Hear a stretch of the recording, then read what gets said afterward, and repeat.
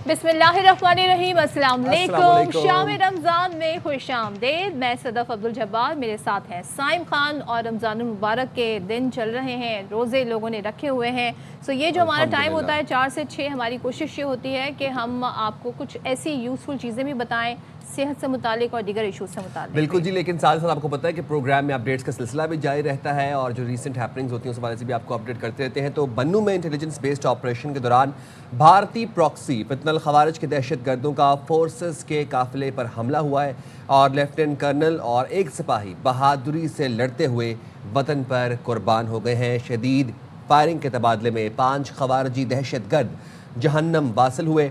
शहदा में मानसहरा से ताल्लुक़ रखने वाले लेफ्टिनेंट कर्नल शहजादा गुलफराज और पेशावर के सिपाही करामत शाह शामिल हैं। ISPR के मुताबिक फोर्सेस ने गाड़ी में सवार खुदकुश हमलावर को बर वक्त रोका, जिसकी वजह से शहरियों और कानून नाफिज करने वाले अहलकारों को निशाना बनाने का मंसूबा नाकाम बनाया गया।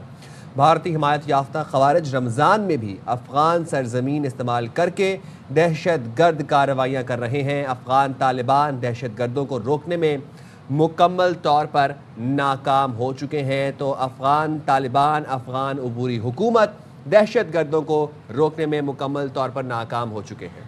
बन्नू में पाक फौज की गाड़ी पर खुदकुश हमले के ताने बाने अफगानिस्तान से जा मिले। सिक्योरिटी ज़राए बता रहे हैं बन्नू खुदकुश हमले की जिम्मेदारी फितनतुल खवारिज के ज़ेली गिरोह ने कबूल कर ली है और साथ ही ये भी बताया गया है कि इसका नाम इत्तेहादुल मुजाहिदीन है। इत्तेहादुल मुजाहिदीन का ताल्लुक फितनतुल खवारिज के हाफिज़ गुल बहादुर ग्रुप से है।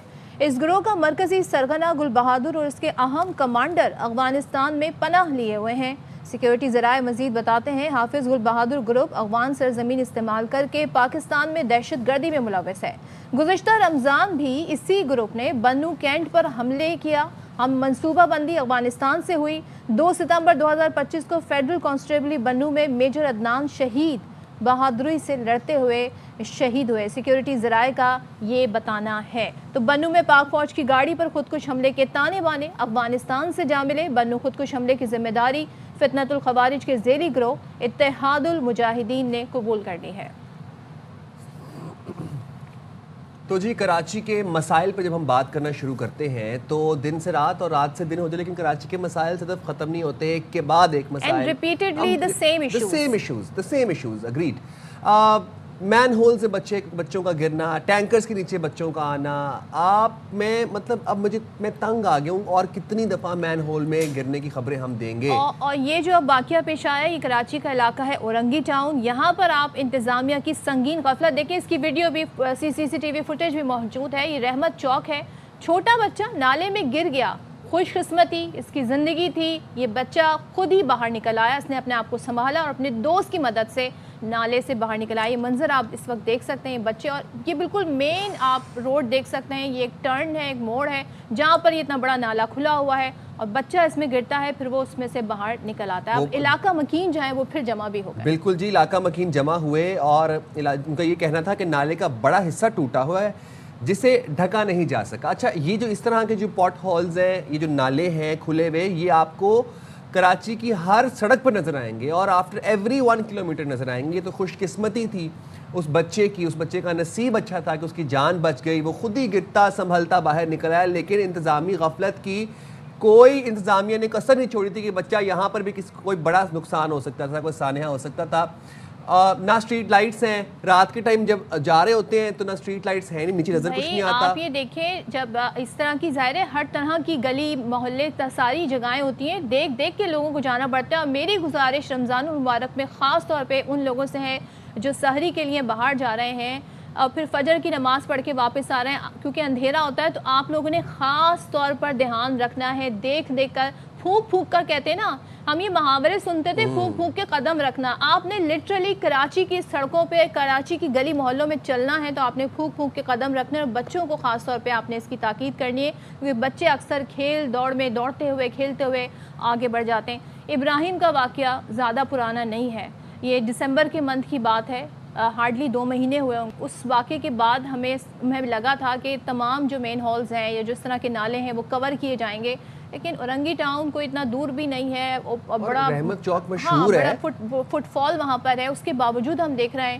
کہ اس طریقے سے نالے ابھی بھی آپ نے جب کراچی کی سڑک پر چلنا ہے تو آپ نے سڑک پر اعتبار نہیں کرنا، آپ نے خود اپنی آنکھیں اور اپنے دماغ آپ نے کھول کے سڑک پر چلنا ہے. اس سڑک کا کوئی بھروسہ نہیں ہے، یہاں پر کبھی بھی مین ہول کھلا مل سکتا ہے، نالا کھلا مل سکتا ہے. موونگ فارورڈ جناب، کراچی میں ایک اور اب آپ کو ایشو ڈسکس یہاں پر کر لیتے ہیں. کراچی میں غلط سرنجوں سے 84 مریضوں کو ایڈز کا انکشاف ہوا ہے. وفاقی وزیر صحت مصطفیٰ کمال یہ بتاتے ہیں کہ ولی کا اسپتال میں غلط سرنجیں لگنے سے 84 لوگوں کو ایڈز ہوا ہے. غلط سرنجیں ایز ان مطلب جو یوزڈ سرنجیں ہیں، کسی کی سرنج کسی کو لگائی گئی اور آپ دیکھیں 84 لوگوں کو 84 لوگوں کو ایڈز ہو گیا. ایک بات مجھے بتائیں، اس میں کہا جا رہا ہے کہ متاثرہ لوگوں کو تلاش کر کے ان کے ٹیسٹ کیے جائیں گے، ان کے ٹیسٹ کیے گئے اور اب انہیں دوائیں دی جا رہی ہیں. مجھے ایک بات بتائیے، یہ بڑا بیسک پریکٹس ہوتی ہے، میڈیکل پریکٹس ہوتی ہے. جب ہم دیکھتے ہیں سرنج خاص طور پہ ڈسپوز آف کر دی جاتی ہے، ایک سرنج کا جب استعمال ہوتا ہے تو اسے ڈسپوز آف کر دیا جاتا ہے، اسے کسی دوسرے کو لگانے کے پھر چانس ہی نہیں ہوتا. نئی سرنج منگوائی جاتی ہے، اس کو ان پیک کیا جاتا ہے، مریض کے سامنے اسے لگایا جاتا ہے.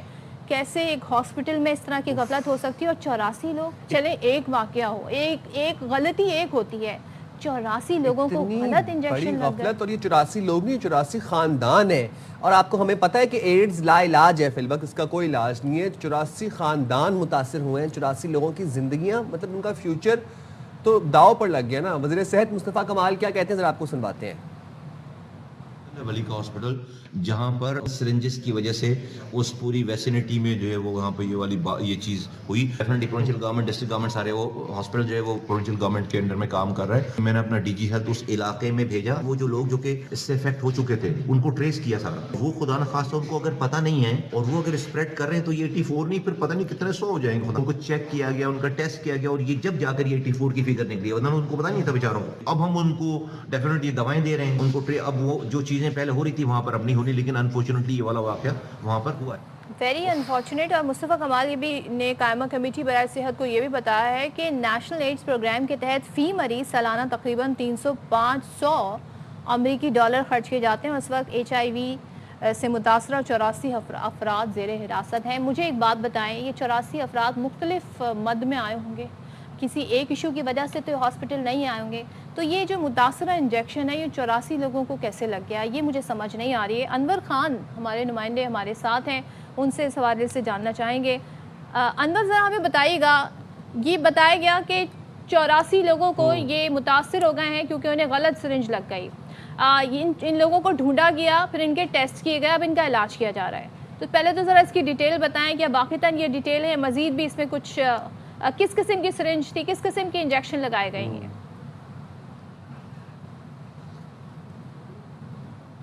جی انور، ٹھیک ہے، انور کے ساتھ ہم آڈیو ریکنیکٹ کرنے کی کوشش کر رہے ہیں. مجھے سمجھ نہیں آ رہی کہ ہم اس کو غلطی نہیں کہنا چاہیے. غلطی ہوتی ہے 1 یا 2 لوگوں کو لگے وہ انجیکشن یا 3 لوگوں کو لگا، اور 84 پیپل ان کو ایڈز کانٹریکٹ ہو گیا. کس وجہ سے کہ آپ نے ایک یوزڈ سرنج آپ نے استعمال کی ہے، مطلب کسی ایک کو ہوگا اس کی سرنج جب آپ نے باقی لوگوں پہ استعمال کی تو 84 لوگوں کو ایڈز ہو گیا. اور آپ ہمیں پتہ ہے کہ AIDS is not curable at the point. یہ مطلب میرے دماغ کی بات قبول نہیں کر پا رہا. پاکستان کا سب سے بڑا شہر کراچی میں واقع ایک ہاسپٹل، یہ کوئی ہم بہت دور دراز علاقے کی بات بھی نہیں کر رہے. انور ہمارے نمائندے ساتھ ہیں، انور خان، ان سے جانتے ہیں. انور بتائیے گا، 84 نمبر بتایا جا رہا ہے لوگوں کا جو متاثر ہوئے ہیں، یہ کون سے انجیکشن تھے جو انہیں لگے؟ جی دیکھیں، یہ جو صورتحال درپیش ہوئی تھی یہ بالکل ہوتی ہے، اور استعمال شدہ انجیکشن کا استعمال عمومی طور پر ایک عام نوعیت کی صورتحال بن جاتی ہے سندھ کے بالخصوص سرکاری اسپتالوں کے اندر.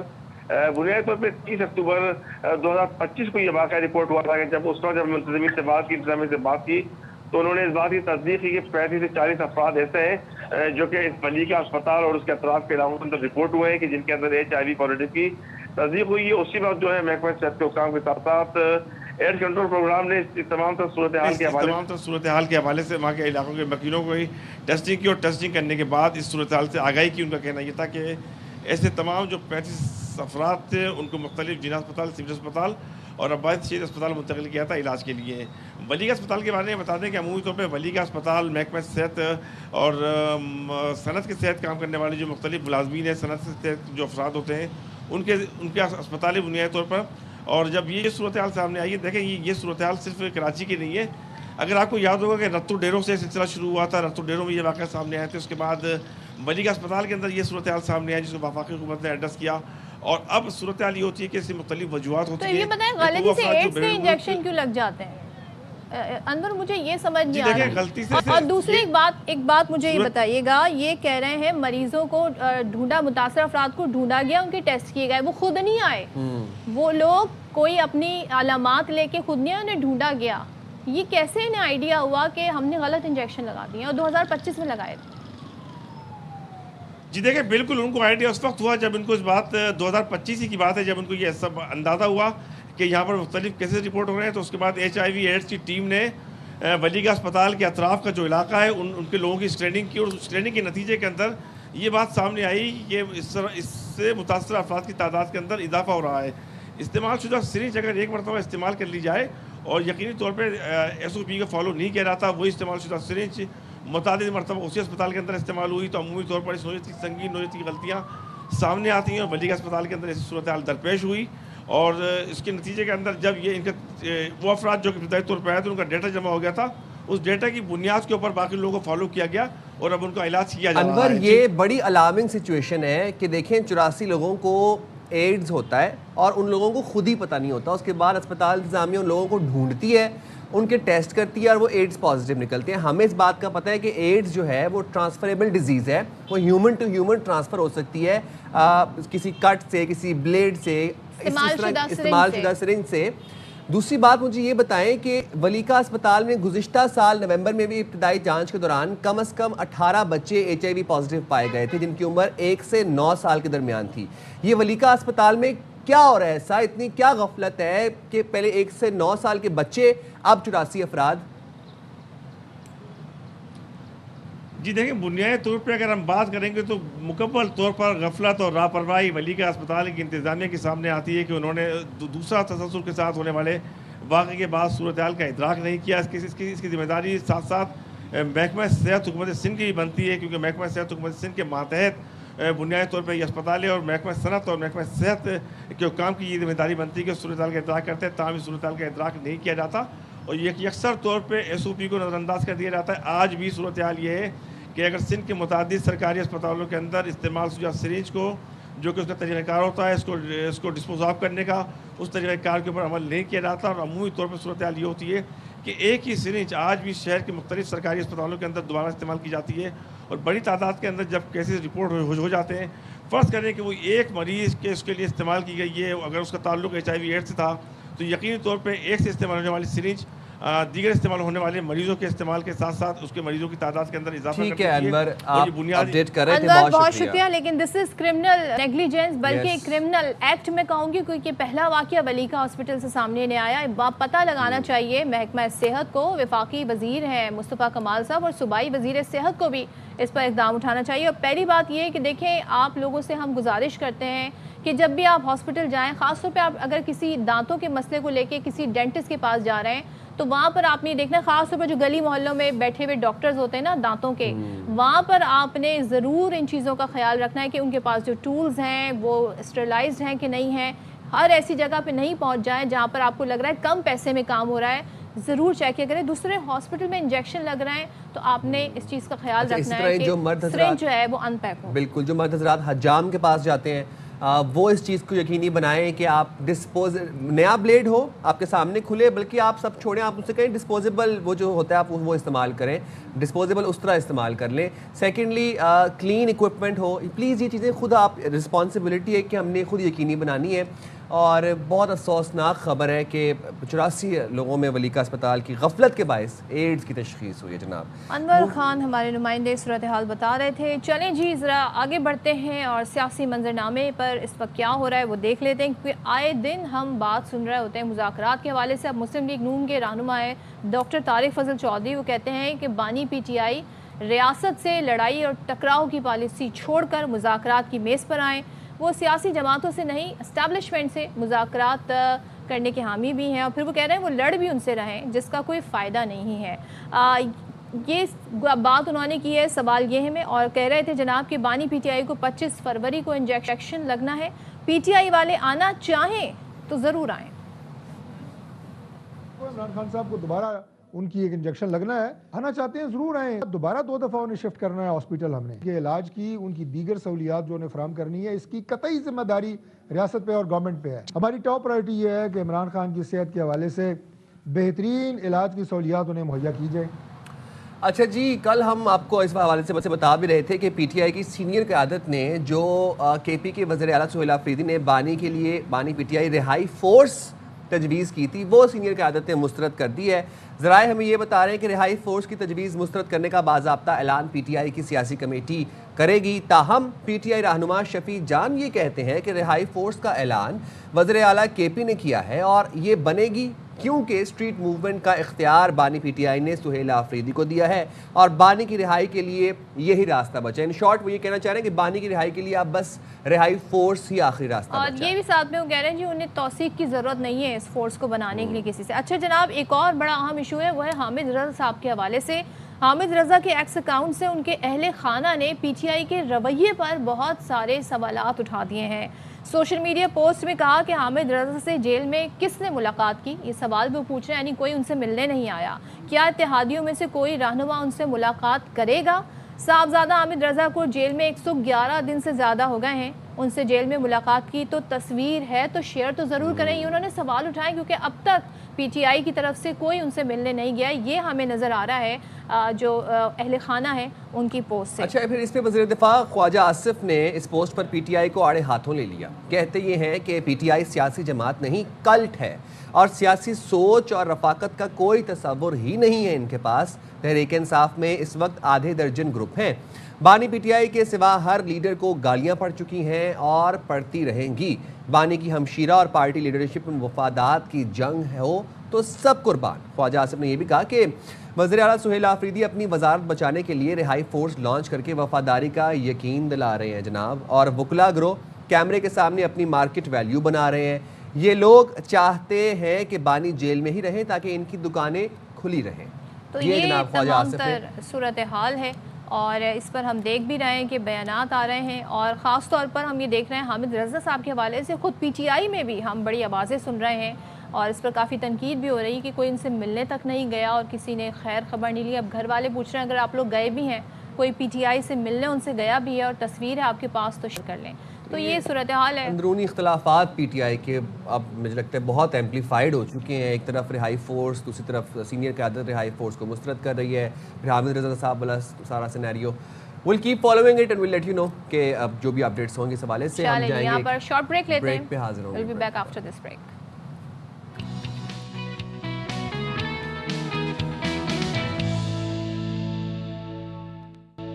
ویلکم بیک جناب, اور اپڈیٹس کا سلسلہ پروگرام میں جاری ہے. یہاں پر ایک اپڈیٹ شامل کر لیتے ہیں. وزیر خزانہ محمد اورنگزیب کی امریکی وزیر تجارت سے واشنگٹن میں ملاقات میں تجارت سرمایہ کاری کے شعبوں میں تعاون بڑھانے پر تبادلہ خیال کیا گیا. شعیب نظامی ہمیں اس حوالے سے اپڈیٹ کریں گے. شعیب بتائیے گا. جی, اس ملاقات میں پاکستان اور امریکہ کے درمیان تجارت سرمایہ کاری بڑھانے کے لیے مختلف امور پر بات چیت کی گئی. اس کے ساتھ ساتھ جو ہے امریکہ نے آفر کی ہے کہ وہ 31 مارچ کو پاکستان کے لیے ایک انویسٹمنٹ فورم کا انعقاد کرے گا جس میں امریکی کمپنیوں کو پاکستان میں سرمایہ کاری کے لیے مختلف مواقع فراہم کیے جائیں گے اور جو U S chamber of commerce ہے وہ اس کی جو ہے وہ انتظامات کا جائزہ لے گا. اس کے ساتھ ساتھ جو ہے تمام پاکستانی کمپنیز کو اس میں نمائندگی کا موقع دیا جائے گا اور اس سلسلے میں جو ہے وہ سرمایہ کاری کو بڑھانے کے لیے, پاکستان میں جو تجارت کو بڑھانے کے لیے جو ہے وہ مختلف مواقع جو اس میں تلاش کیے جائیں گے جس میں کئی شعبے شامل ہیں, جس میں معدنیات, زراعت اور آئی ٹی بھی شامل ہوگی. جی بہت شکریہ شعیب نظامی اپڈیٹ کرنے کے لیے. چلے جی, تو آج بڑا امپورٹنٹ دن ہے. سپر 8 مرحلے کا آج سے آغاز ہو گیا ہے. پاکستان اب سے کچھ دیر بعد اپنا میچ کھیلے گا اگینسٹ نیوزی لینڈ اور یہ میچ 6:30 بجے شروع ہوگا. प्रमदासा स्टेडियम में खेला जा रहा है। यहाँ पर जी अब तक जितने मैच हुए 5 में से 4 उन टीमों ने जीते जिन्होंने पहले बैटिंग की। अब जो हमारे कोच है वो कहते हैं मैं हूँ तो न्यूजीलैंडर लेकिन मेरा दिल पाकिस्तान के साथ है। साथ ही अब बारिश की वजह से हमारी टीम जो है वो प्रैक्टिस सेशन नहीं कर सकी, लेकिन अब ये देखते हैं कि ये जो आज की प्रेडिक्शन क्या है मौसम के हवाले से। टीम में 2 अहम तब्दीलियों का इम्कान है। ख्वाजा नाफे फ़हीम अशरफ की जगह फ़खर ज़मान और अबरार को शामिल किया जा सकता है। बिल्कुल जी, T20 वर्ल्ड कप में पाकिस्तान को न्यूजीलैंड पर बढ़तरी हासिल रही है। T20 वर्ल्ड कप के दौरान कोलंबो में खेले गए 5 में से 4 मैच पहले बैटिंग करने वाली टीमों ने जीते, जैसा कि सदफ ने अभी बताया। आज के मैच के लिए भी टॉस अहम होगा और इसी हवाले से फिर बात करते हैं। हमारे साथ मौजूद हैं हम सबके दिल अजीज़ बासित भाई अनकामी। अस्सलाम वालेकुम, थैंक यू वेरी मच। वालेकुम अस्सलाम। आप खैरियत से? शाम रमज़ान के लिए वक्त निकाला। कितने पुरजोश हैं आज के मैच के लिए आप लोग? हम हमेशा पुरजोश होते हैं। ये जरा और ज़्यादा खुशी होनी थी, आप पूरा तारुफ करवाते बासित अली साहब, अब कामरान अकबर। बासित अली खान ये कहना चाह रहा है। हाँ, ये तो भाई ये आप लोग अब आप खुद ही कह रहे हैं बासित भाई। नहीं ये इसका मैं जानता हूँ ना, ये सोते हुए भी ये कहता है बासित अली खान, बासित अली खान, बासित अली तो खान। आप क्यों आप वैसे बासित अली खान है कौन? ये सदफ ने नाम दिया मुझे। अच्छा, ये वो वाली बात चल रही है। 10 बार क्रिकेट पे आ जाओ। एक्सप्लेनेशन दे दी कि मैं रोजे में थी, मेरे मुंह से खान ऐड हो गया। बासित भाई बुरा मान गया। चलें जी, अब मैं आपको बासित भाई बाय गॉड में बुरा नहीं माना, मुझे बहुत अच्छा लगा। बाय गॉड जब भी हम आज भी डिस्कस करें बोले मैच पे बासित आ अली जाते हैं। मैच पे आ जाते हैं। जरा बताइएगा आप वेस्ट इंडीज के खिलाफ हमने बहुत मैच खेले, वेस्ट इंडीज की टीम भी कह रही है पाकिस्तान के खिलाफ हमें पता है जी, आइडिया है हम अपना, सॉरी न्यूजीलैंड हमें आइडिया है कि हम कैसे प्लानिंग करें, क्या करें। स्पिनर्स उनके खतरनाक हो सकते हैं। मुझे तो उनकी बातों से लगा उनकी तैयारी ठीक ठाक है। हम कितने तैयार हैं? आपने बिल्कुल सही बात बोली। हम बातों की क्रिकेट खेल रहे हैं ज़्यादा, स्पेशली हमारे हेड कोच साहब जो वो कल उन्होंने जो एक प्रेस कॉन्फ्रेंस करी है उसमें बहुत ज़्यादा ऐसे सवाल आते हैं जो होने नहीं चाहिए थे, उन्हें जवाबात वो उस तरह देने नहीं चाहिए थे। और जो बात है न्यूजीलैंड की, वो सिर्फ मैच को मैच की तरह खेलते हैं, हारें जीतें फिर वो इतना बॉदर नहीं करते। हमारे मुल्क में एशिया में हार जो होती है वो बहुत बुरी होती है, जीत जाए तो क्या बात है, लेकिन दुआ यही है बीइंग अ पाकिस्तानी कि अल्लाह ताला हमारी टीम को जिताए और वर्ल्ड कप में हमारा रिकॉर्ड उनसे बहुत अच्छा है। कामिल भाई, टीम में चेंजेस ख्वाजा नाफे और फ़हीम अशरफ की जगह फ़खर ज़मान और इब्रार को अगर खिलाए जाने का इम्कान होता है तो इसको कैसे एनालाइज करेंगे? देखिए, सबसे पहले तो प्लेइंग 11 में इब्रार तो डेफिनेटली आना चाहिए और स्पिनर्स की ज़रूरत है, स्पेशलिस्ट के साथ जाएंगे तो अच्छा होगा। देखिए, न्यूजीलैंड की टीम एक बड़ी अच्छी क्रिकेट खेलती हुई आ रही है, बड़ी ज़बरदस्त कंडीशन से खेलती हुई आ रही है, तो हम उनको डोमिनेट अपने स्पिनर्स के थ्रू कर सकते हैं, टू मैनी ऑलराउंडर्स के थ्रू नहीं कर सकते। एक आधा ऑलराउंडर चल सकता है, तो इब्रार और उस्मान तारिक तो डेफिनेटली प्लेइंग साइड का हिस्सा होना चाहिए। साथ 2 फास्ट बॉलर्स भी होने चाहिए अच्छे, एक फास्ट बॉलर के साथ नहीं आपको खेलना पड़ेगा। बैटिंग लाइनअप आपके पास लंबी बैटिंग लाइनअप है, 9 तक है। आप बॉलिंग अपनी पूरी खिलाएं, जो मिडल में आके फास्ट बॉलर भी बॉलिंग कर सके, आउट कर सके, रिवर्स स्विंग हो सके, नया बॉल भी स्विंग और बाउंस मिल रहा है प्रेमदासा में, तो ये बड़ा ज़रूरी है। आप इंडिया के खिलाफ आगे आपने गलती की है, एक फास्ट बॉलर के साथ गए, उसको भी पूरे 4 ओवर नहीं कराए, वो इतना अंडर प्रेशर आया हुआ था। फिर जो स्टैट्स अभी सदफ ने बताए हैं, आप लोगों ने बताए हैं, पहले 5 मैच लास्ट जो है पहले बैटिंग करते हुए वो जीती है। हमारा मुकाबला स्टैट्स के साथ नहीं होना चाहिए कि हमने स्टैट्स को गलत करना, टॉस जीत के हम फील्डिंग कर लें। हमें वो स्टैट्स देखने चाहिए कि वहाँ पे रियलिटी क्या, हमारी टीम क्या कर सकती है। पहले बैटिंग करते हुए नमीबिया के खिलाफ हमने बैटिंग की है, 200 रन बना लिए, तो अब न्यूजीलैंड के खिलाफ हम पहले बैटिंग करेंगे, उस सूरत हमें फिर 160 170 प्लस रन्स करने पड़ेंगे। उनकी बैटिंग लाइनअप बहुत स्ट्रॉन्ग है, उनके पास एक स्पिनर है मिचेल सेंटनर, उसको कैसे टैकल करना, उस पर टू मैनी शॉट्स नहीं खेलने, रिस्क नहीं लेना, उसको रन बॉल के साथ खेलना, बाकी बॉलर्स को टारगेट करना पड़ेगा, ये प्लान्स होने चाहिए। यानी कि अच्छा स्कोर हमें बनाना होगा अगर हम टॉस जीत के पहले बैटिंग करते हैं। आपने जिक्र किया माइक हसन का, उन्होंने कल एक बयान दिया जिसको काफ़ी ज़्यादा वायरल हुआ है, वो बाबर के हवाले से था। कहते हैं जी बाबर का पावर प्ले में स्ट्राइक रेट 100 से कम है, बाबर के पास मखसूस महारत है, एशिया कप के बाद हम बाबर को मखसूस रोल के लिए वापस लाए हैं। वो रोल कब पता चलेगा? यही मेरा आपसे सवाल है, वो रोल क्या रोल है बेसिकली? रोल पता कब चलेगा हमारी आवाम को? वो रोल का तो बता देते हैं, पावर प्ले में अच्छा नहीं खेलते, 12 ओवर के बाद हम भेज नहीं सकते, तो 6 ओवर और 6 ओवर 12 ओवर 6 ओवर के रोल के लिए लाए। पावर प्ले के बाद के जो 6 ओवर है ना, उसके लिए बाबर आजम को सिलेक्ट करा है। मेरा तो ये ख्याल है जो उन्होंने बातें करी है لیکن بینگ اے ہیڈ کوچ انہیں اس طرح کی باتیں نہیں میچ سے پہلے بابر کو یہ بتانا کہ ان کا اسٹرائک ریٹ ہے کیا، آئی ایم شیور انہیں پتا ہے، کرٹیسزم جو بھی ہوتا رہا ہے، بٹ میچ سے پہلے آپ کا کوچ کہہ رہا ہو، ہاؤ ڈز اٹ ساؤنڈ؟ سر میم آپ یہ دیکھیں کہ واحد ہماری پریس کانفرنس ہے، ہاں نیوزی لینڈ کے متعلق کم بات ہوئی ہے، اپنی جو غلطیاں ہیں، جو اپنی ویکنس ہے وہ دنیا کو بتا دیں۔ وضاحتیں مجھے لگا ہاں مجھے یہ لگ رہا ہے کہ وہاں پہ آپ پلاننگ بتائیں کہ ہماری پلاننگ کیا آج ہونی چاہیے اور کیا ہماری پلینگ سائڈ ہونی چاہیے۔ وٹ ایور بابر کا 50 کا اسٹرائک ریٹ ہے، 100 کا اسٹرائک ریٹ 12 اوور کے بعد ہے، 4 پہ کیا اسٹرائک ریٹ ہے، یہ بات کے ایشو تھے۔ یا یہ جب ٹیم اناؤنس کی تھی اس وقت کیوں نہیں یہ چیزیں سوچی؟ اس وقت اپنے پلیئرز کو آپ موٹیویٹ کریں کہ وہ میچ کے لیے مینٹلی تیار ہو۔ یہ بات کر کے میرے خیال سے صرف بابر کو نہیں پوری ٹیم کو کنفیوز کر دیا، تو مجھے لگتا ہے کہ یہ اچھے کوچ کی نشانی نہیں ہے۔ تھوڑی پازیٹیو باتیں کرنی چاہیے تھی، ٹیم کو لفٹ کرنا چاہیے تھا۔ ایسی باتیں پریس کانفرنس میں دنیا کو بتانے کی ضرورت نہیں تھی کہ ہمارے پلیئرز کا یہ ہے، اس پلیئر کے متعلق جو ایک تو T20 میں سب سے زیادہ رنز ٹھیک ہے، ریسنٹلی فارم اس کی اچھی نہیں ہے، پھر آپ میچ اتنا بڑا کھیلنے جا رہے ہیں، تو یہ باتیں میرا نہیں خیال کہ میرا جو کرکٹنگ ایکسپیرینس کہتا ہے کہ ایسی باتیں پریس میں نہیں ہونی چاہیے تھی، نہیں ڈسکس ہونی چاہیے تھی۔ اچھا جی آپ کچھ کہنا چاہ رہے ہیں؟ جب کوچ اپنی بات کی وضاحتیں دینے لگ جائے نا تو اس سے صاف پتہ چل جاتا ہے کہ اس کا کانفیڈنس لیول اتنا اچھا نہیں ہے، تو ٹیم کا کانفیڈنس لیول کیا ہوگا؟ انہوں نے یہ بھی کہا سلمان مجھ پہ غصہ نہیں کر رہے تھے، وہ یہ بات بولنے کی ضرورت تھی؟ اگر سوال بھی ہو جائے تو بولے پاس، سمپل ورڈ ہے پاس۔ آپ کیوں جواب دے رہے ہیں؟ آپ کیوں مطلب نظروں میں آنا چاہ رہے ہیں دنیا؟ نہیں وہ ویڈیو دیکھ کے لگ رہا تھا کہ سلمان علی آغا اور مائیکل سے لڑ رہے ہیں آپس میں۔ وہ ہم نے اس دن بھی بات کر دی، دیکھا میڈیا کا کرکٹ کام کی ہے باڈی سوال۔ لینگویج ہم تو جانتے دونوں بھائی۔ اچھا وہ دیکھیں بالکل صحیح کہہ رہے ہیں، دیکھیں آپ پریس کا کام ہے سوال کرنا، آپ اس کو اچھے طریقے سے ڈسکرائب کر سکتے تھے، جو آپ دے سکتے تھے۔ یہ بتانا یہ چیزیں میرے خیال سے کوئی کوچ ایسے ہیں، میں نے اس سے پہلے نہیں، اپنے پلیئر کے متعلق آپ کہہ سکتے تھے کہ ہاں ہمارا پلان تھا کہ اس کی فارم اچھی نہیں ہے، وہ ہمارا بیسٹ پلیئر ہے۔ پلیئرز کو ایسے اٹھایا تھا، اب دیکھیں 92 کے ورلڈ کپ میں انزی بھائی کو کیا کہا تھا، ایک باؤنڈری صرف لگائی تھی پورے ٹورنامنٹ میں، اس باؤنڈری کی تعریف کرتے رہے ہیں ہمارے کپتان۔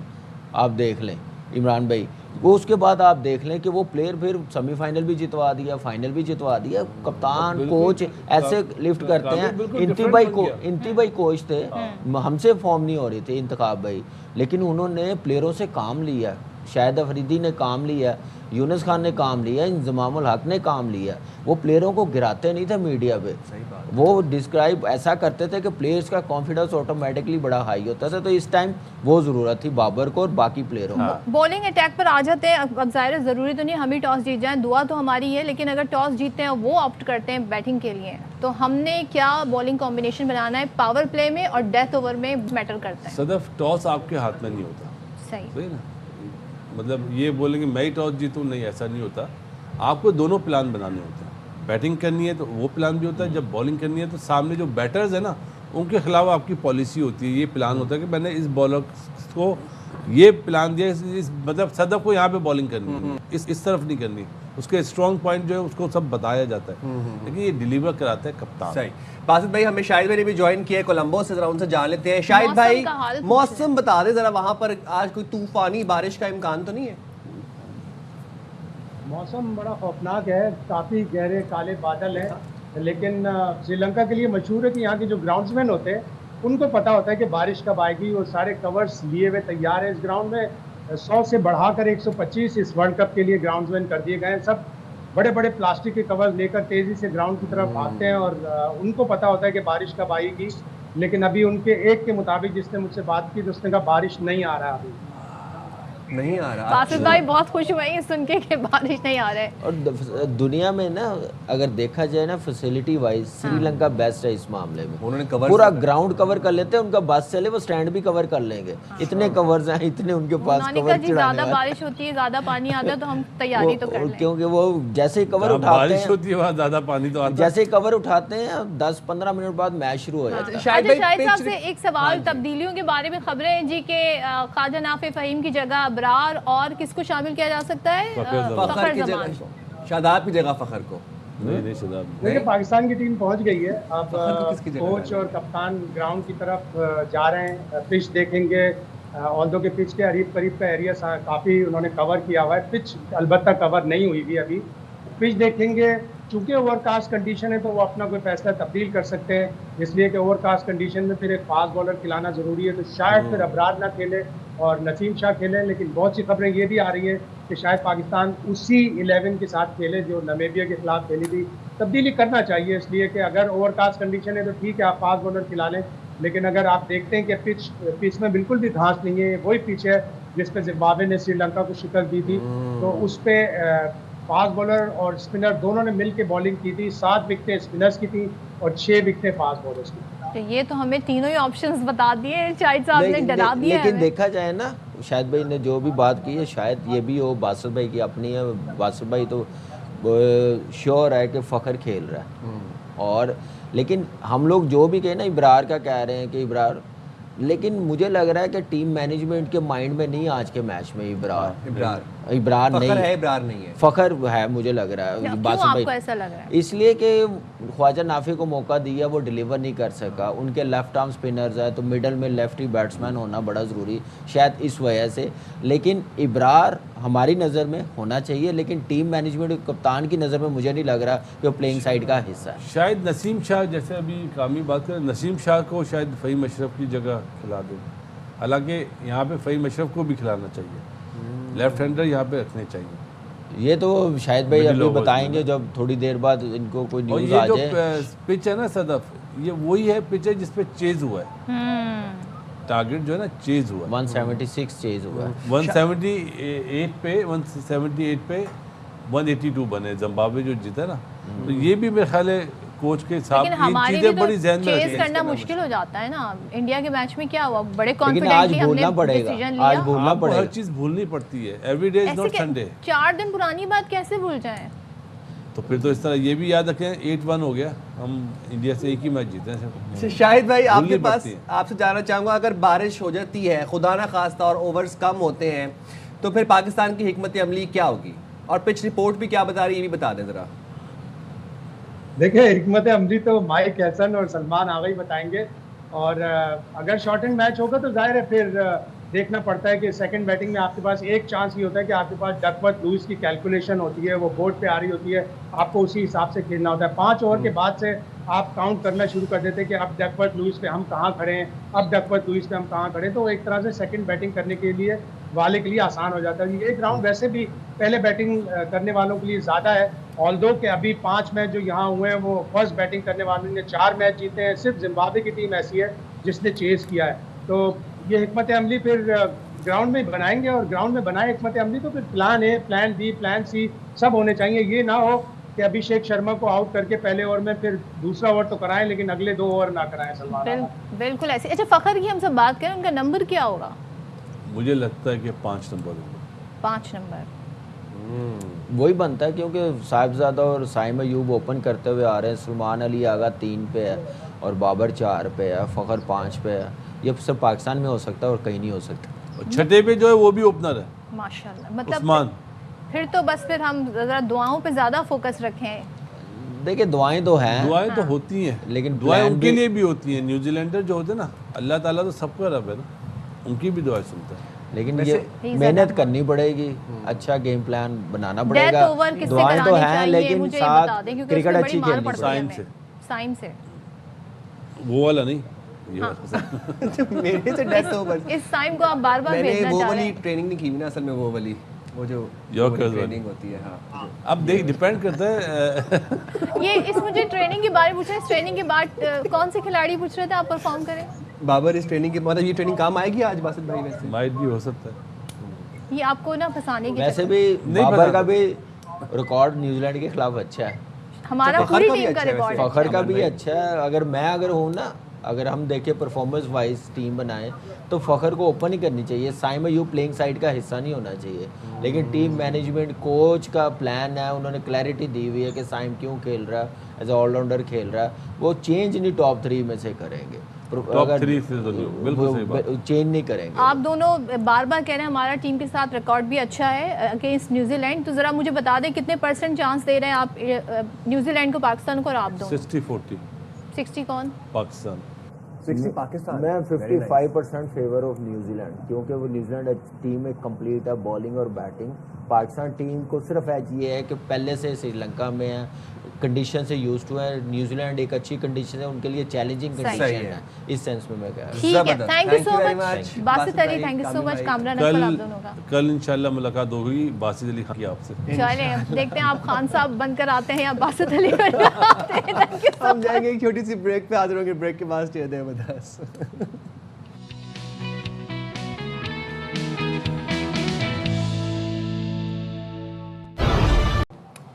तो वेलकम बैक। और हर दिन कोई ना कोई अहम दिन मनाया जा रहा होता है। आज आलमी यौम मादरी ज़बान है, यानी कि जो मदर लैंग्वेज है उसके बोले जाने का आज दिन है। माहिरीन लिसानियात यानी कि लिंग्विस्टिक्स के अफराद ये कहते हैं कि पाकिस्तान में मुख्तलिफ लहजों के फ़र्क से तकरीबन 74 लैंग्वेजेस हैं, 74 ज़बानें बोली जाती हैं। इनमें सिंधी है, पंजाबी है, पश्तो, बलोची, कश्मीरी, सराइकी ज़बानें ज़्यादा मशहूर हैं। इनके अलावा हिंदको है, बराहवी है, गुजराती और बाज़ दूसरी इलाकाई ज़बानें भी बोली जाती हैं। बिल्कुल जी, दुनिया में कुल 6809 ज़बानें बोली जाती हैं, जिनकी तादाद तेज़ी से कम हो रही है। तो बड़ा ज़रूरी है अपनी मादरी ज़बान को, अपनी मदर लैंग्वेज को प्रिजर्व करना। इसी हवाले से हम बात कर लें। गुफ्तगू के लिए हमारे साथ मौजूद हैं माहिर लसानी प्रोफेसर डॉक्टर अरशद अली खान साहब। बहुत शुक्रिया अरशद अली खान साहब, आपने बाखबर अपने शाम रमज़ान के लिए वक्त डाला। पाकिस्तान में कितनी ज़बानें बोली जाती हैं और क्या पाकिस्तान की जो बाज़ इलाकाई ज़बानें हैं वो एक्सटिंक्शन की तरफ जा रही हैं, उनको कंजर्व करना ज़रूरी है? जी अस्सलाम वालेकुम। पहले तो बहुत शुक्रिया कि आज इंटरनेशनल मदर डे के हवाले से आप लोगों ने इस प्रोग्राम का इनेकाद किया है। ये बहुत खुशाइन है। सो फार जो पाकिस्तान की लैंग्वेजेस है तो अकॉर्डिंग टू इथनोलॉग 2024 ये राउंड अबाउट 80 लैंग्वेजेस हैं, और कुछ जो हवाले हैं उसके लिहाज से तकरीबन दैट इज़ 74 या 73 लैंग्वेजेस हैं। इसके अलावा जब हम इसकी बात करते हैं एक्सटेंशन की या मधुमियत की, या कुछ लैंग्वेज एंडेंजर्ड होते हैं और vanish, that is very much possible कि वो वेनिश्ड हो जाए, तो इस किस्म के कुछ लैंग्वेजेस हैं। और जिसके नाम जैसे शीना लैंग्वेज हैं, शीना के अलावा हमारे साथ है ये कुंदल शाही है, चतराल में एक लैंग्वेज है जिसको आप लोग जानते भी हो, कैलाश की जो लैंग्वेज है। तो इस किस्म के कुछ लैंग्वेजेस हैं कि जिसकी मधुमियत का ख़तरा है। और मेन रीज़न ये है कि जब लैंग्वेज कंटेक्ट में होती है तो जो डोमिनेंट लैंग्वेज होती है वो जो माइनॉरिटी में लैंग्वेजेस होती है उसके लिए वो ख़तरा साबित होती है। सो उसके लिए डिफरेंट फैक्टर्स होते हैं कि मिसाल के तौर पर कि जो इकनॉमिक मोबिलिटी है, या इसके अलावा आपको वाइट कलर जॉब के लिए आपको एक लैंग्वेज आपको सीखना पड़ता है। इसके अलावा स्टेटस बहुत इंपॉर्टेंट होता है, कुछ लैंग्वेज की वजह से आपको स्टेटस मिलता है, जैसे इंग्लिश उसकी एक यूनिवर्सल एग्जांपल है। तो इस तरीके से लैंग्वेजेस को तो बिल्कुल ख़तरात होते हैं, ख़ासकर माइनॉरिटी में। हमारे ख़ासकर जो गिलगित बल्तिस्तान साइड के लैंग्वेजेस हैं, स्वात साइड के, वज़ीरिस्तान के, कोहिस्तान के स्पेशली, वहाँ पर कुछ लैंग्वेजेस हैं जहाँ पर रिसर्चर अपनी मदद आप भी उसकी वहाँ पर फोकस करते हैं, डॉक्यूमेंटेशन करते हैं, उसकी इथनोग्राफी पर काम करते हैं। रिसर्च होना, लैंग्वेजेस में बुक्स का छपना, लैंग्वेजेस में जो नई नई इनोवेशंस होनी है उनमें उसके हवाले से किताबें आना, वो किसी भी लैंग्वेज को ज़िंदा रखने में एक अहम फैक्टर भी होती है। डिजिटल दौर है आज का, इसमें कैसे इलाकाई ज़बानों को महफूज किया जा सकता है जब इंग्लिश इज सो डोमिनेंट? देखो डिजिटल दौर की वजह से तो मेरे ख्याल से बहुत आसानी पैदा हुई है वो, लेकिन वही बात है कि रिसोर्सेज की बहुत ज़रूरत है।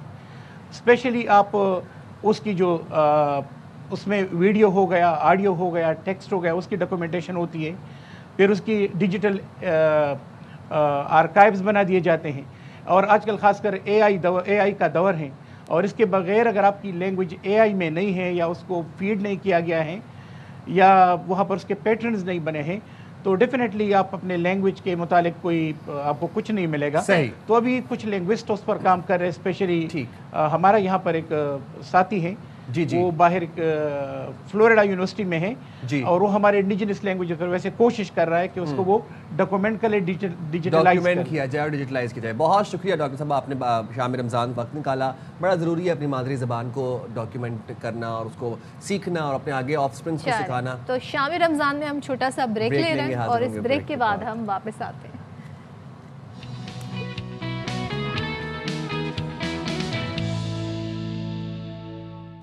अस्सलामुअलैकुम, वेलकम बैक टू शाम रमज़ान। जनाब, कुछ ही दिनों पहले लाहौर में, पंजाब में फ़ज़ाओं में नज़र आया एक पुरतायुश गल्फ स्ट्रीम तैयारा।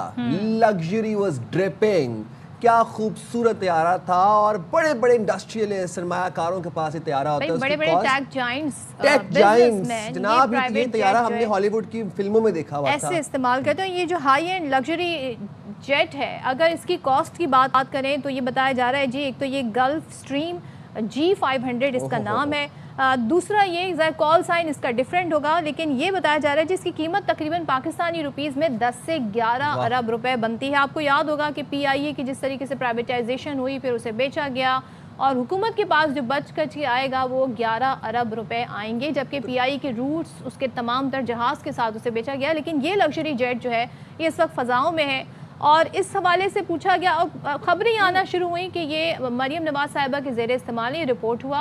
फिर जब अज़मा बुखारी जो कि वज़ीर इत्तलात है पंजाब की, उनसे इस पर सवाल पूछा गया तो उन्होंने क्या जवाब दिया वो हम आपको सुनाते हैं।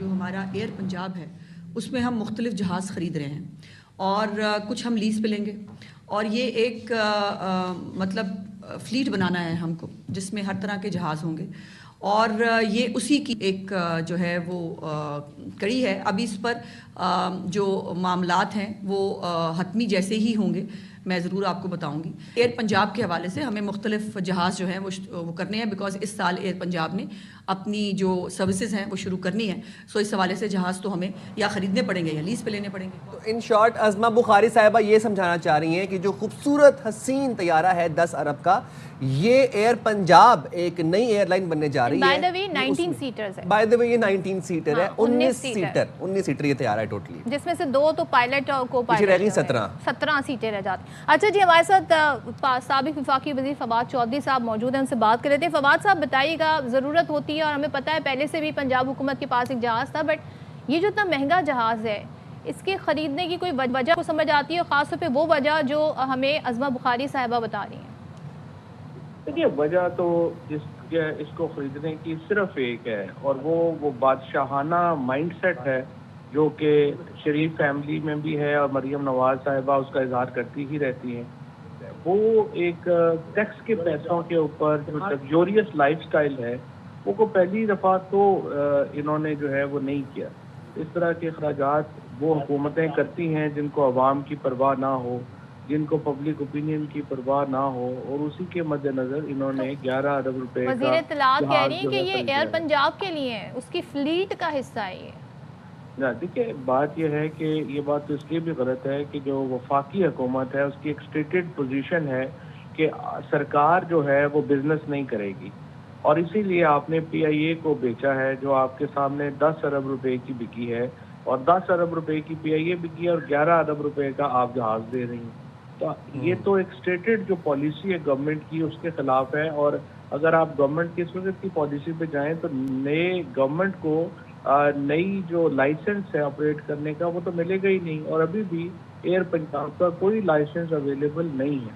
तो ज़ाहिर बात है, ये तो एक ऐसे ही समझिए कि वो पंजाबी में कहते हैं कि नानी ने कसम कीता बुरा कीता छड़िया तो और बुरा कीता, यानी इनके पास कोई एक्सक्यूज भी नहीं है ये जहाज़ देने का कोई अच्छा, और वो ऐसे ही तामक तोहियां मार रहे हैं कभी इधर कभी उधर। फैक्ट इज कि आप भी कल Maybe they took a leaf from your book, क्योंकि आप बताते थे हमें कि जहाज का सफर सस्ता है। जब गवर्नमेंट आपकी हुकूमत थी और गुजरा और वजीर आजम फ्लाई कर, वो तो बिल्कुल सस्ता है। आप देखिए, अगर आपके पास हेलीकॉप्टर पहले भी है और हेलीकॉप्टर की मेंटेनेंस भी हो रही है, उसका जो सारा आपके पास पायलट भी आपने रखे हुए हैं और वो रहने ही रहने हैं, तो जब जो मियर जो सफर करना है वो तो बहरहाल सस्ता है, उसमें तो कोई दो राय नहीं। तो इससे एक बात तो तय है कि जहाज ऑलरेडी मौजूद था पंजाब गवर्नमेंट के पास।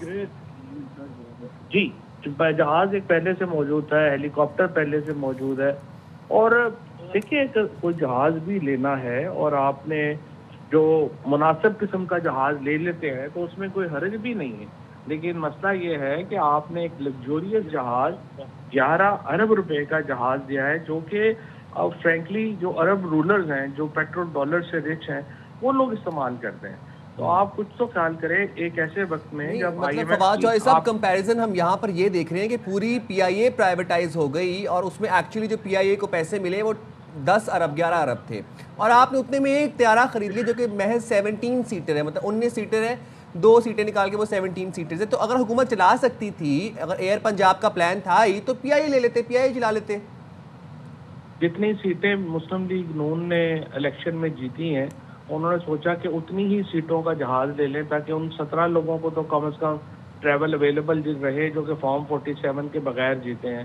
تو میرا خیال ہے یہ بھی ان کے مد نظر یہ جو کرائیٹیریا ہے وہ رہا ہوگا.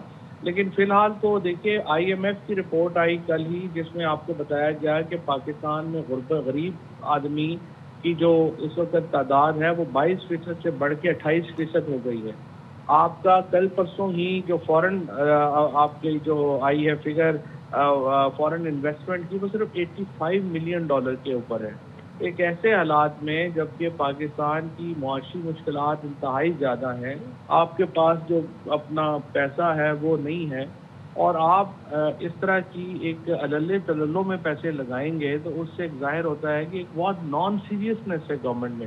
پاکستان میں ایک بادشاہت کا نظام چل رہا ہے جس میں آپ دیکھیں کہ کوئی شخص کسی کا پرواہ نہیں کر رہا کہ پیسے خرچ کرنے ہیں. تو اسپیشلی جو ہمارے چیف منسٹرز ہیں، مریم نواز نے 11 ارب کا جہاز لے لیا، باقی چیف منسٹرز کے آپ اخراجات اور چیزیں دیکھیں تو یہ بہت امپورٹنٹ ہے کہ فواد چوہدری صاحب جس دن یہ 16 تاریخ کو رپورٹ ہوا ہے کہ پنجاب کی فضاؤں میں یہ پرتعیش لگزوریس جہاز نظر آیا ہے، اس سے 1-2 دن پہلے اس کی سیٹیں اگر آپ دیکھ سکتے ہو ہماری اسکرینز پر، لگزوریس مطلب ہائی اینڈ لگزوریس جہاز ہے. یہ انٹیریئرز کا ناظرین کو دکھا رہے ہیں.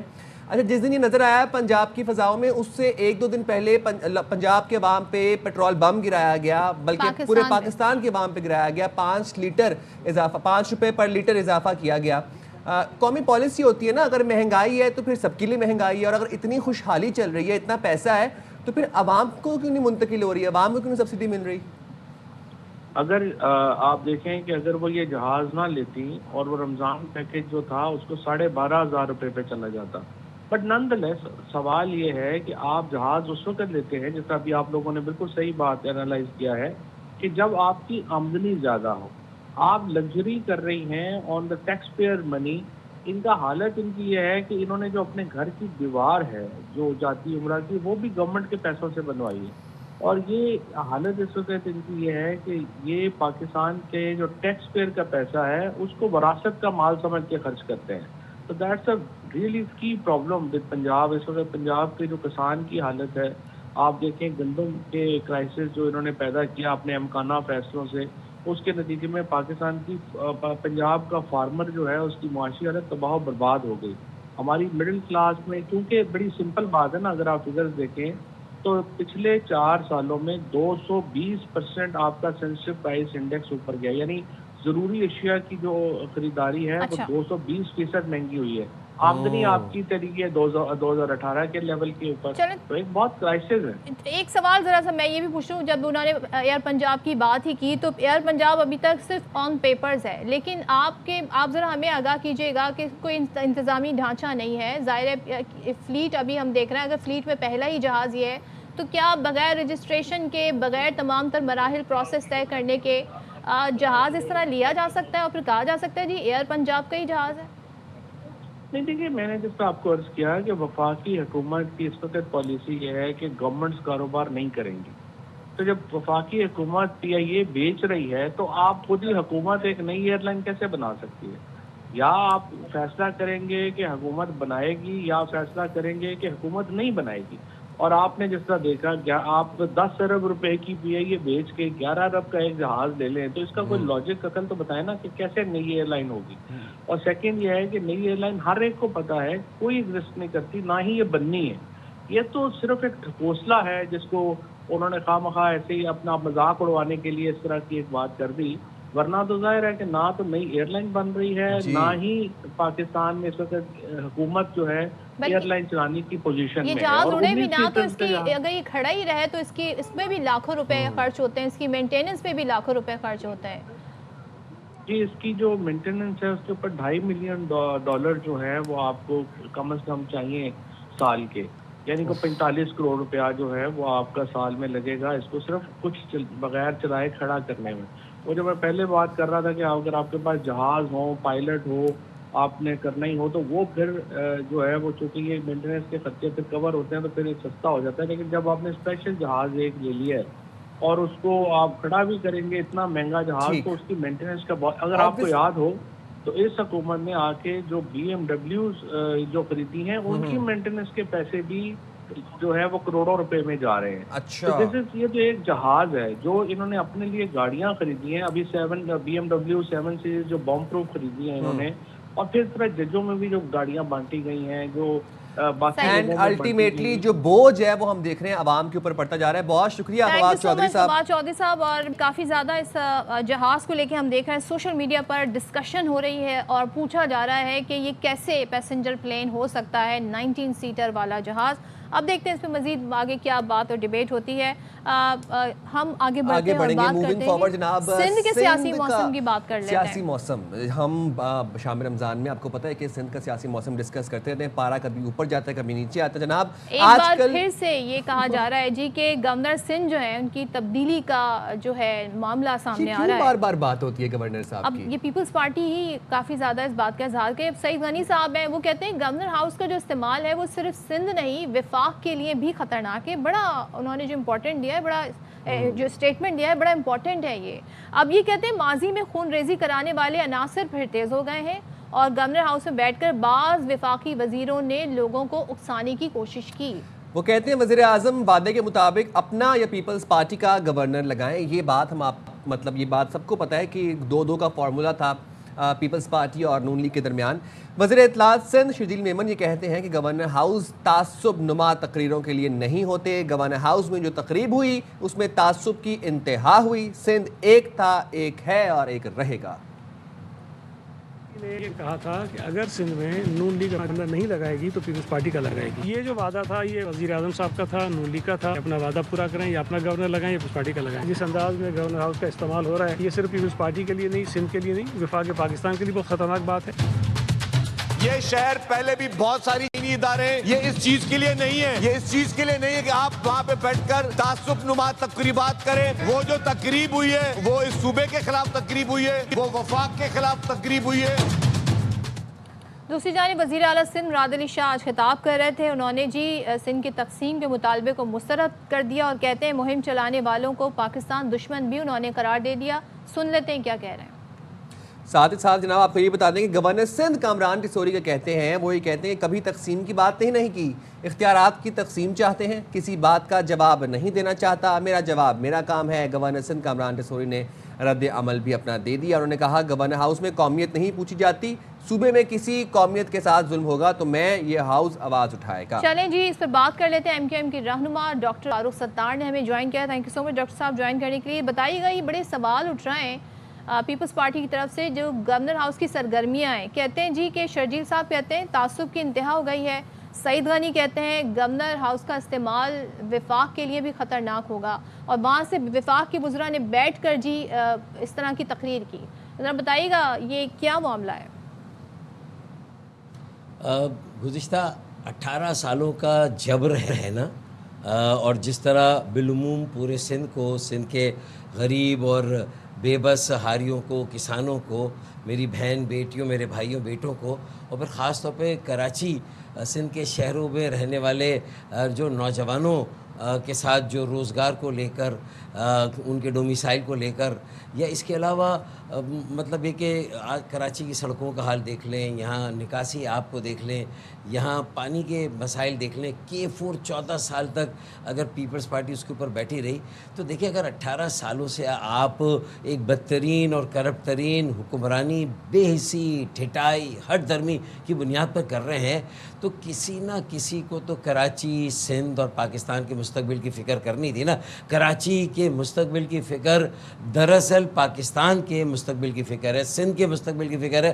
اگر 18 سال سے جو یہ سفوکیشن تھی، گھٹن تھی، اگر اس میں گورنر سندھ نے یہ اقدام کیا کہ انہوں نے کراچی کے مستقبل کی فکر کی، تو مجھے بتائیں کہ کیا پاکستان کا مستقبل کراچی کے مستقبل سے علیحدہ ہے؟ آج کیا وزیر سندھ کا اعلیٰ نے مستقبل Karachi?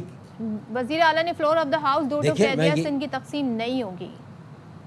That's a clear message. دیکھیں اب یہ دیکھیں میرا کہنے کا مقصد یہی ہے کہ اگر وہاں یہ تقریب ہوئی جس میں ایک کانفرنس ہوئی جس میں زندگی کے مختلف شعبوں سے آنے والے لوگوں نے اپنی رائے کا اظہار کیا، ہو سکتا ہے ان میں سے چند ایک نے اپنی حد سے تجاوز بھی کیا ہو، لیکن گورنر سندھ کے جو بھی بیانات ہیں وہ مکمل طور پر کثیر الجہتی، کثیر اللسانی، کثیر المذاہب، کثیر المسالک، تمام جو زندگی کے مختلف انسانی جو طبقے ان کو ایک ساتھ لے کر چلنے والی ایک یونٹی ان ڈائیورسٹی کا میسج ہمیشہ گورنر صاحب نے دیا ہے اپنے اسٹیج سے. میرے خیال میں یہ اصل میں تپش محسوس ہوئی ہے گورنر صاحب کے اقدام سے. لیکن فاروق ستار صاحب ایک ہی بات بار بار ہو چکی ہے، پورا سال ہوتی ہے، اس دفعہ پھر ہوئی ہے. سعید غنی صاحب نے ریپیٹ کیا، انہوں نے کہا وزیر اعظم وعدے کے مطابق اپنا یا پھر پیپلز پارٹی کے گورنر لگائیں. ایسا کوئی معاہدہ، کوئی فارمولا ایم کیو ایم کے علم میں ہے؟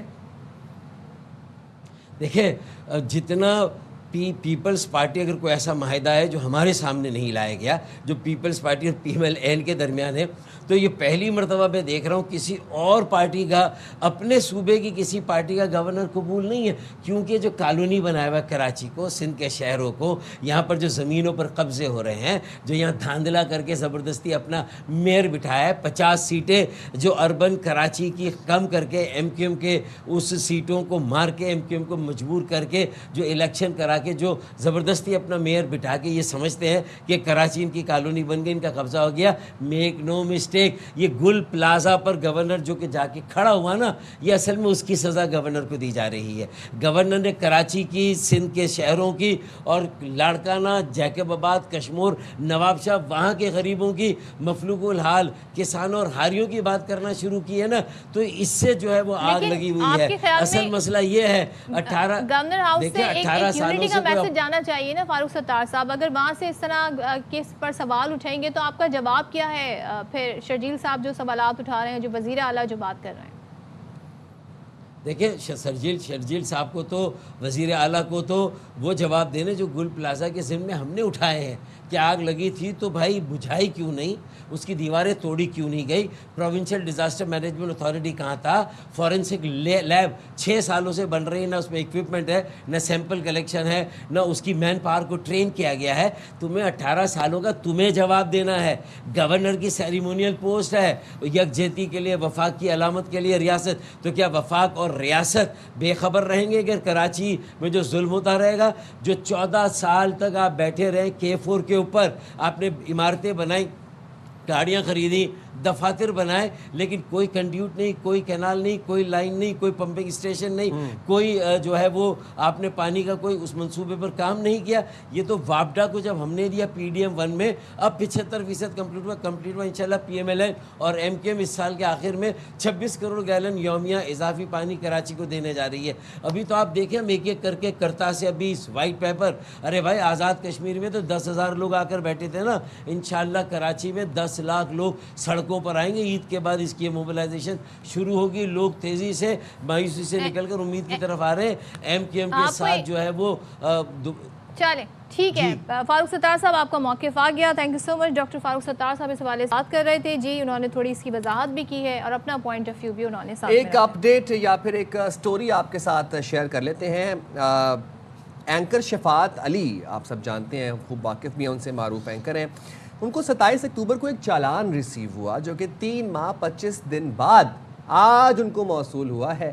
نذیر شاہ ہمارے ساتھ موجود ہیں لائن پہ، ہمیں اس حوالے سے تفصیلات سے آگاہ کریں گے. نذیر، یہ تو اور کتنے لوگ ہوں گے شفاعت جیسے؟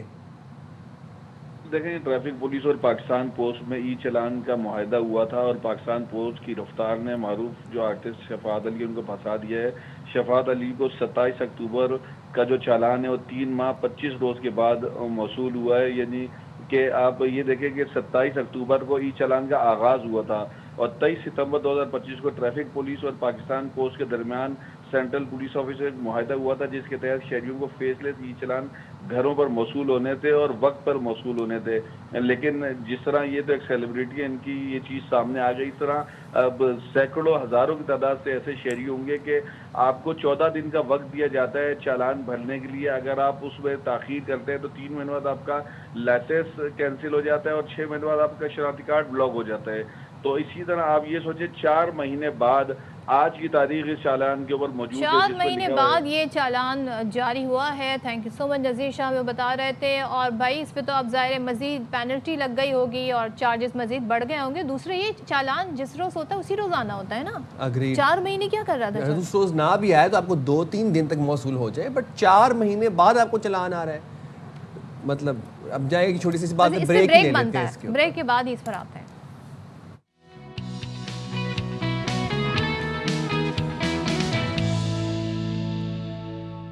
بیک اور کوئکلی سے ہم آپ کو جھٹ پٹ ہماری جو ریسیپی ہے, کیونکہ ریسیپی ہمارے شام رمضان کا حصہ بھی ہے. آج کی ریسیپی کیا ہے جناب؟ Chicken Alfredo pasta. آج کی ہماری ریسیپی ہے چکن الفریڈو پاستا. سب سے پہلے ایک پین میں پانی بوائل کر لیں, پھر اس میں پینی پاستا ڈالیں اور نمک ڈال کر اچھی طرح ابال لیں.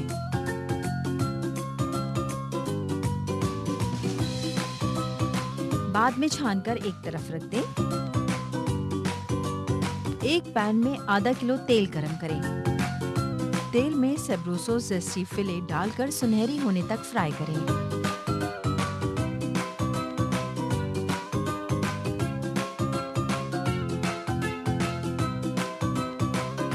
اچھی طرح فرائی ہو جائے تو الگ نکال لیں.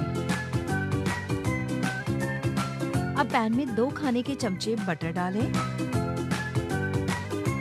1 چمچہ کٹا ہوا لہسن شامل کریں اور ہلکا براؤن ہونے تک فرائی کریں. پھر اس میں آدھا کپ مشروم ڈال کر 1 منٹ تک پکائیں. اب اس میں 1 کپ دودھ شامل کریں. 1 چمچ کالی مرچ, آدھا چمچ نمک, آدھا چمچ چکن پاؤڈر, آدھا چمچ اوریگانو اور آدھا چمچ گارلک پاؤڈر ڈالیں. بھائی اسے کہتے ہیں جھٹ پٹ ریسیپی. اب آپ جب یہ جھٹ پٹ بنا لیں گے الفریڈو پاستا اور کھا لیں گے, اس کے بعد آپ کو ضرورت پڑے گی ایکسرسائز کی. تو وہ بھی ہم آپ کو بتا دیتے ہیں کہ ایکسرسائز آپ نے کس وقت کرنی ہے. روزے سے پہلے کر سکتے ہیں, روزے کے بعد کر سکتے ہیں, رمضان میں کیا روٹین ہونی چاہیے. تو ہمارے پاس موجود ہے ہمارے ساتھ رضوان نور, دا ون اینڈ اونلی, آپ کو بیسٹ ایکسرسائزز بتائیں گے.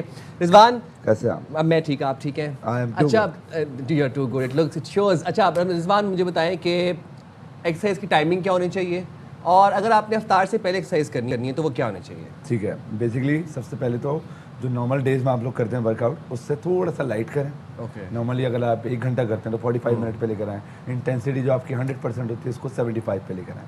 خاص طور پہ وہ لوگ جو کہ اس وقت افطار میں, جیسے ابھی ہم لوگ الفریڈو پاستا دیکھ رہے تھے, اس وقت ہمیں روزہ بھی لگ رہا تھا ساتھ ساتھ, تو اس کے لیے آف کورس میں ہمیشہ ریکمینڈ کرتا ہوں جتنے بھی لوگ ہیں جن کو ویٹ لاس کرنا ہے, تو اس وقت ان کے لیے بیسٹ ٹائم ہوتا ہے اگر افطار سے پہلے اگر انرجی ہے تو آپ بالکل کر سکتے ہیں. فیٹ جلدی برن ہوگا. یس, بیکاز آپ کا اس وقت جو ہے آپ کا فیٹ جو ہے as a energy source use ہو رہا ہوتا ہے. تو آج میں آپ کو بتانے والا ہوں کوئی بیسٹ ورک آؤٹ جو کہ آپ افطار سے پہلے کر سکتے ہیں for the weight loss.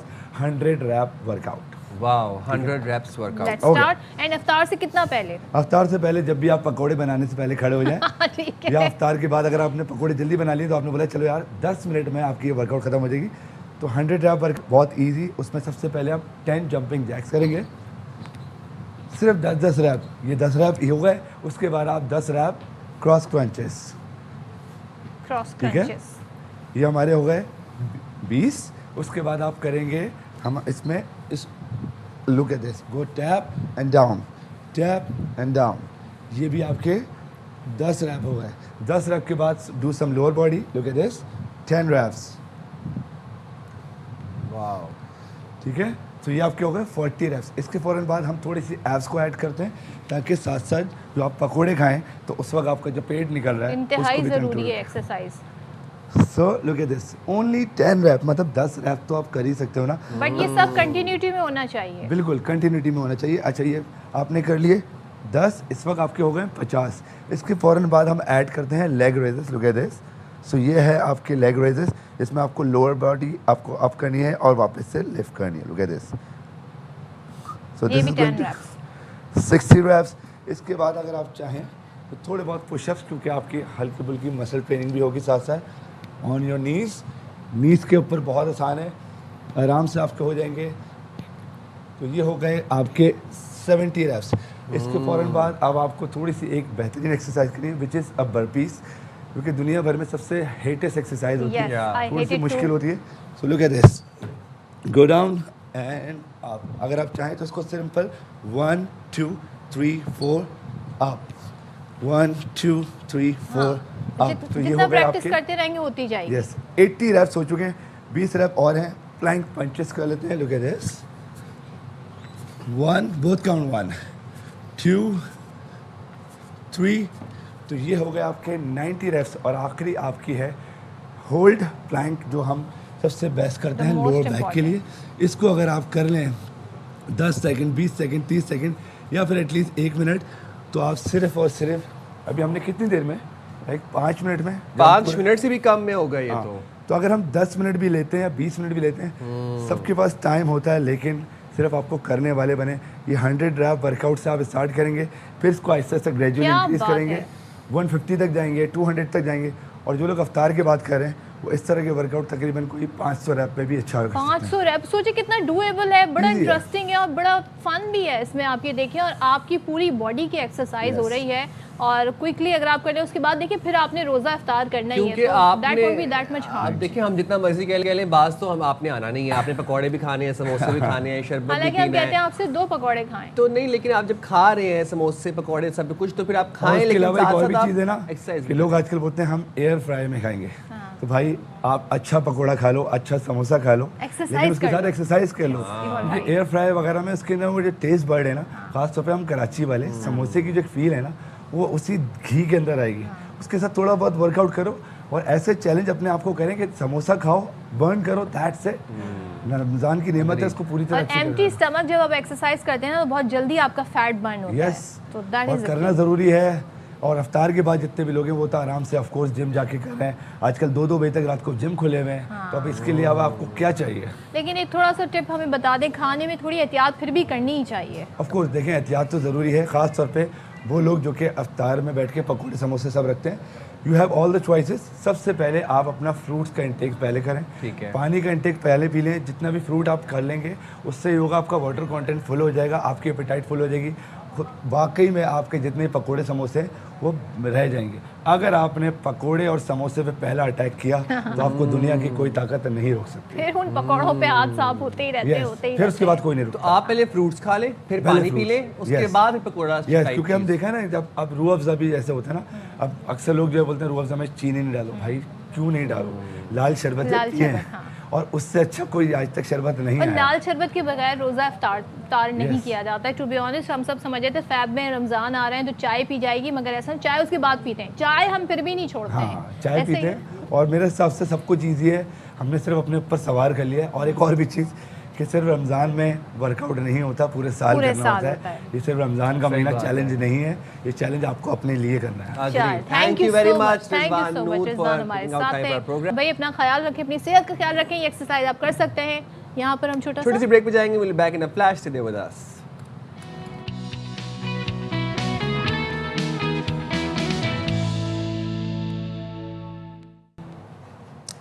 Welcome back जनाब टू शाम रमज़ान। और रमज़ान मुबारक की आमद के साथ ही हम देखते हैं दुनिया भर में ना सिर्फ इबादत बल्कि अफ्तार की मेज़ें भी मुख्तलिफ सकाफ़तों और ट्रेडिशंस और रिवायती खानों के साथ सज जाती हैं।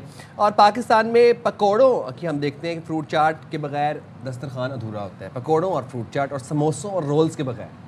तो ज़रा आपको दिखाते हैं, हमने एक रिपोर्ट तैयार की है इस हवाले से, दुनिया भर में कैसे सजाई जाती हैं टेबल्स और पाकिस्तान में कैसे सजाई जाती हैं, आपको दिखाते हैं।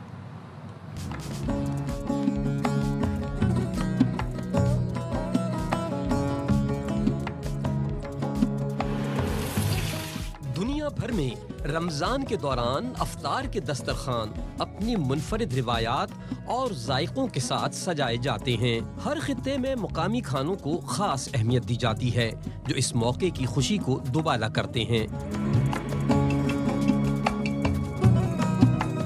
رمضان میں پاکستانی دسترخوان پر پکوڑے، دہی بڑے، چھولے اور فروٹ چاٹ لازمی سمجھے جاتے ہیں۔ سعودی عرب میں سمبوسہ افطار کا اہم جز ہے جسے گوشت، پنیر اور سبزیوں سے تیار کیا جاتا ہے اور رائتے یا سوپ کے ساتھ پیش کیا جاتا ہے۔ اردن میں منسف کو خاص اہمیت حاصل ہے جو چاول اور گوشت کے امتزاج سے تیار کیا جاتا ہے اور اسے قومی پکوان کا درجہ بھی حاصل ہے۔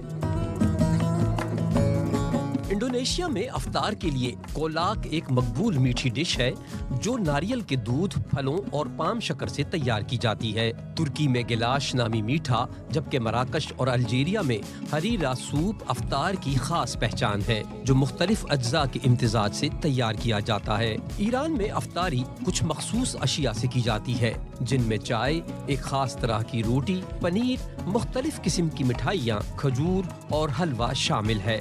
بنگلہ دیش میں بیگونی یعنی بینگن کے پکوڑے افطار کا لازمی حصہ سمجھے جاتے ہیں، جبکہ لیبیا میں اسیدہ ایک میٹھی روایتی ڈش کے طور پر پیش کی جاتی ہے۔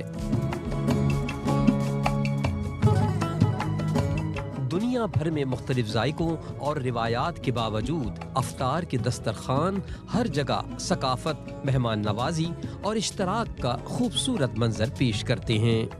کتنے خوبصورت پکوان ہیں، آپ دنیا بھر میں دیکھیں کتنے زبردست طریقے سے اہتمام رفتار کے لیے کیا جاتا ہے۔ بالکل جی، تو ہمارے ہاں بھی کیا جاتا ہے اہتمام بڑے زبردست طریقے سے، لیکن اس میں جو ایک نیسیسری جز ہے وہ پکوڑے ہیں۔ تو مجھے لگتا ہے کہ ہمارے یہاں پر کلچرلی پکوڑے بڑے اہمیت کا حامل ہوتے ہیں۔ پکوڑے والا کون تھا وہ شخص جس نے کیا کہنا جی نیشنل جز بنا دیا ہے افطار میں پکوڑوں کو، لازم و ملزوم کر دیا؟ کون ہے وہ شخص؟ پتہ نہیں کون ہے، ہم لوگ ہی ہیں جتنے شوق سے ہم پکوڑے کھاتے ہیں۔ چلیں احتیاط کریں، بہرحال اپنی صحت کا خیال رکھیں، 2-3 پکوڑے کھایا کریں، زیادہ نہ کھائیں، تھوڑی سی ایکسرسائز بھی کر لیا کریں۔ ہمیں دیجیے اجازت، اللہ حافظ۔ پاکستان زندہ باد۔